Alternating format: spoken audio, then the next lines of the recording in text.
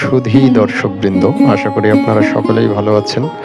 আবারও আপনাদের মাঝে হাজির হয়েছি নতুন একটি ব্লগ নিয়ে। আপনারা ইতিমধ্যেই হয়তোবা ক্যাপশন দেখেই বুঝতে পেরেছেন যে আমরা বর্তমানে কথা বলবো দিনাজপুরের জনপ্রিয় একটি সুইচ গেট সম্পর্কে, যেটি মূলত আত্রাই যে নদী রয়েছে আমাদের দিনাজপুরের আত্রাই নদী থেকে ধলেশ্বরী নদী হয়ে যে সুইচ গেটটি আসলে নির্মাণ করা হয়েছে সেটি নিয়ে কথা বলবো।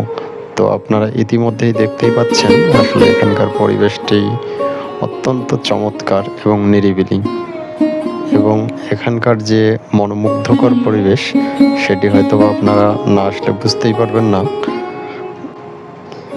তো আমার এই ভিডিওটি গত 1 বছর আগের করা, যেটি আসলে সে সময় রিভিউ দেওয়া হয়নি।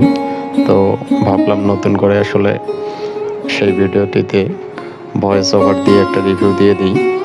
তো আপনারা দেখতেই পাচ্ছেন এটি আসলে অনেক বড় একটি কাশবন, যেটি সেই সুইচ গেটটির পাশে অবস্থিত।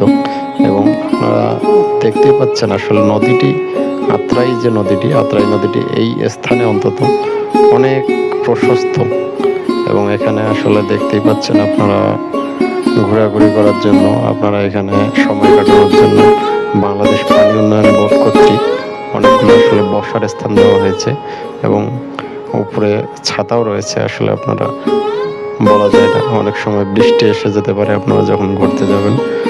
তো আপনারা যাতে বৃষ্টি থেকে রক্ষা পান, রোদ বৃষ্টি থেকে, সেজন্য কিন্তু মোটামুটি কিছু ব্যবস্থা করে দিয়েছে বাংলাদেশ পানি উন্নয়ন বোর্ড।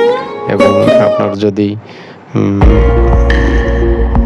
লাক ভালো থাকে তাহলে আপনারা সেই যে নদীটি রয়েছে নদীটিতে কিছু ছোট ছোট মাছ ধরার নৌকা থাকে। যদি জেলেরা সে সময় থাকে আপনারা কিছু পয়সা খরচ করে সেই নদীতে একটু নৌকা ভ্রমণও করে আসতে পারেন। তবে সব সময় ওনারা থাকে না, যদি থাকে তাহলে আপনারা অবশ্যই ঘুরতে পারবেন। তো আমরাও আসলে ভাগ্যবানই ছিলাম, এ কারণে সে সময় আমরা মাঝির সাথে সাক্ষাৎ পেয়েছিলাম এবং আমরা মোটামুটি নদীটি ঘুরছিলাম। এবং সেদিনের আবহাওয়াটাও ছিল অসাধারণ, যে কারণে আমরা আসলে সেখানে গিয়ে যে একটি প্রাকৃতিক সৌন্দর্য উপভোগ করার বিষয়টি আমরা খুব সুন্দরভাবে উপভোগ করছিলাম। এবং এর মধ্যেই আমাদের ভিডিওটি শেষ হয়ে গেল বন্ধুরা। তো ধন্যবাদ এতক্ষণ যারা সাথে ছিলেন। তো আবারও দেখা হবে নতুন কোনো ভিডিও নিয়ে।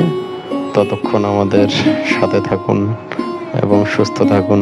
ধন্যবাদ বন্ধুরা।